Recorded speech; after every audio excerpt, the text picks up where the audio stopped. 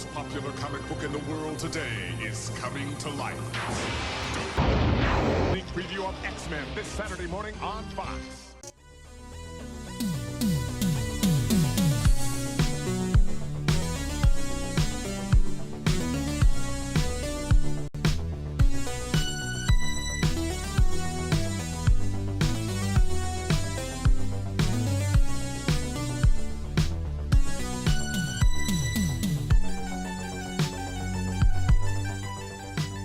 Hey, this is Pops.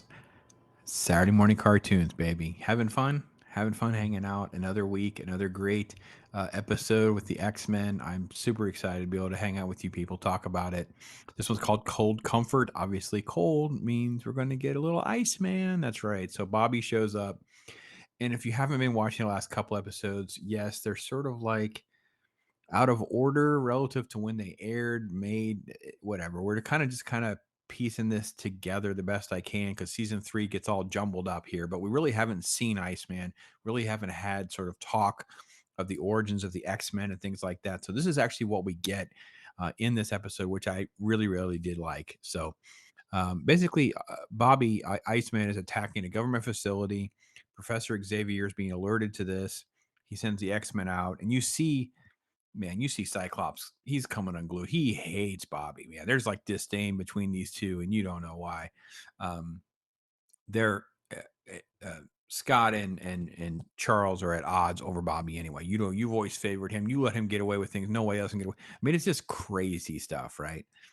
And Xavier is there. Um, when he calls all the X-Men together, right? You have these little kind of like little shot, and you have a great moment with Wolverine. Wolverine does get some of the best moments. Let's just be honest, right? They purposely write things to set him up to have great lines. So he's in bed, it wakes him up. He slams the alarm clock with his claws. He's like, oh, I hate when I do this.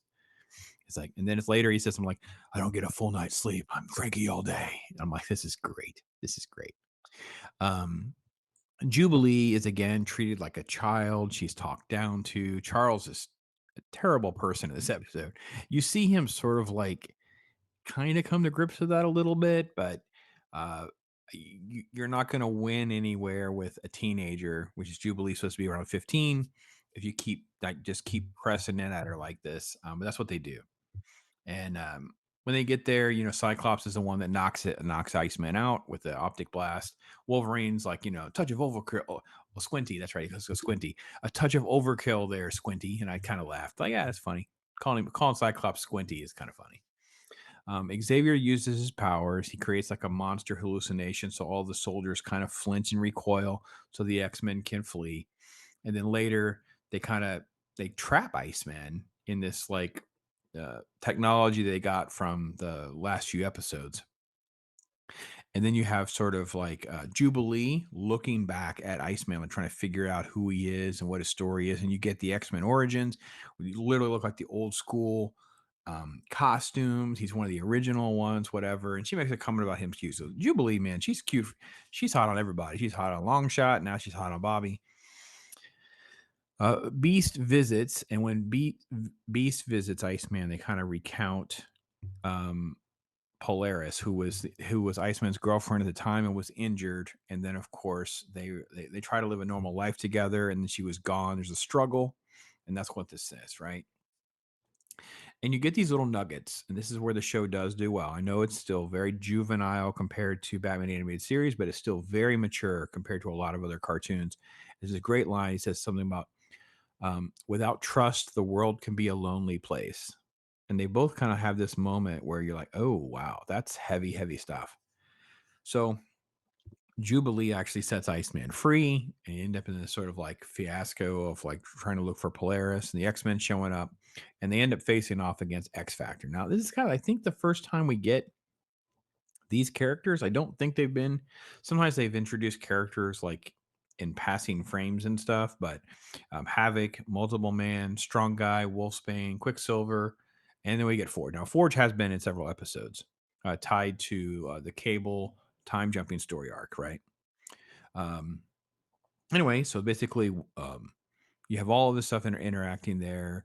You have Polaris finally meeting Iceman at the end, and that she fakes the disappearance, and you kind of get this whole thing. So it's kind of a rudimentary episode.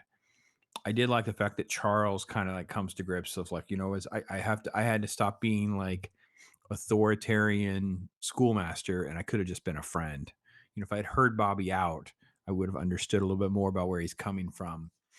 It doesn't really help much with the whole Cyclops dynamic, but at least you kind of have some more depth. We don't get any Storm. We don't get Rogue, Gambit. They're not even in this episode, which I think is kind of disappointing because it would have been interesting to see, some of those kind of elements. So let me throw this up here real quick and try to see if there's some things here we could chat about real quick. Cold Comfort. Yeah, a little setup for Iceman coming, that kind of thing. And then Jubilee, of course. That would be part of things. This is the alert mechanisms. No, this is the Wolverine gag. Let's play it. Oh, I hate when I do that. That's great. I got to be honest. That's actually kind of a fun little clip. Might keep that. It's kind of fun. Them going out there to see in Charles. I do not want him harmed.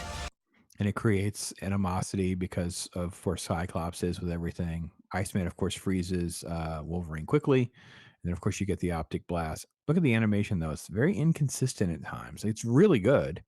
But every now and again, you get some weird cells and stuff mixed in there. This is how he is when he's not iced out, which I think is kind of a weird suit design. That he still has an X-Men logo and all of that. I don't know. I thought that was just kind of an odd thing. That's kind of the way. This is the little detention thing they trap him in.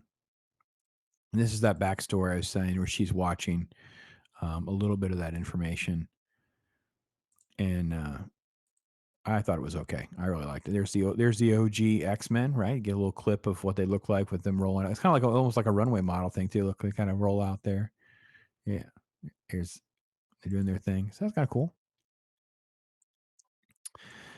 This is a backstory with Bobby and her trying to live a normal life. And he comes home, she's missing, and Beast talking about trust.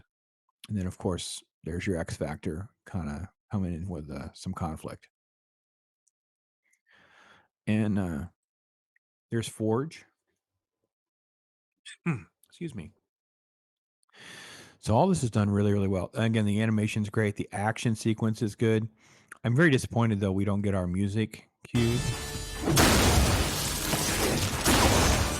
We don't get our, theme song playing like we used to. Wolfsbane, all the different fight sequences. As you are fighting, seem to know the limits of your power. So Xavier uses his powers to communicate with him about switching up. Like each group is sort of like matched evenly, and if they would just switch up, then they'll have the upper hand. That's kind of what happens there. And then Forge explains how it was a government facility and all this other stuff. And you have this, so, too bad, so sad kind of thing for Iceman. So that's kind of how it plays out. It's actually like a nice little filler episode. By the way, Jubilee crying, though, was really a stretch. She barely, come on. I know she's a teenager, but come on. Go to your room. You're being dramatic. That's ridiculous. I don't know. What are your thoughts? X-Men is still one of those shows I really, really look back fondly. I enjoy it. The episode's very solid. It gives you a lot of information because we get backstory on X-Men, Iceman, of course, other characters that are mutants. Great interaction with all of them. I think it's great. Another great solid episode from the show. So hopefully you enjoy that and try to enjoy the rest of our Saturday mornings. We kind of take a look at Batman later and have some more fun together. So thanks again for watching. I'm Pops. Action with the Blackbird jet, the X-Men 3-stage fighter. It's a combat command cockpit. It's a land runner. It's an attack glider. And a cerebral mutant detector. Activate multi-directional missile pod. Fire 1, Fire 2. The hypersonic Blackbird jet. X-Men figures sold separately. Introducing X-Men Projectors. X-Men figures that light your walls with X-Men Adventures. Put one adventure disc inside Wolverine, then project the pictures. You control the action. Change discs for different adventures. Gotcha. X-Men Projectors, sold separately with 3 action adventure discs. Strange and powerful forces are attracting people to Pizza Hut. It's the Marvel Comics X-Men video with a mini comic book, pull-out poster, and trading card. All for only $4.99 with any pizza purchase.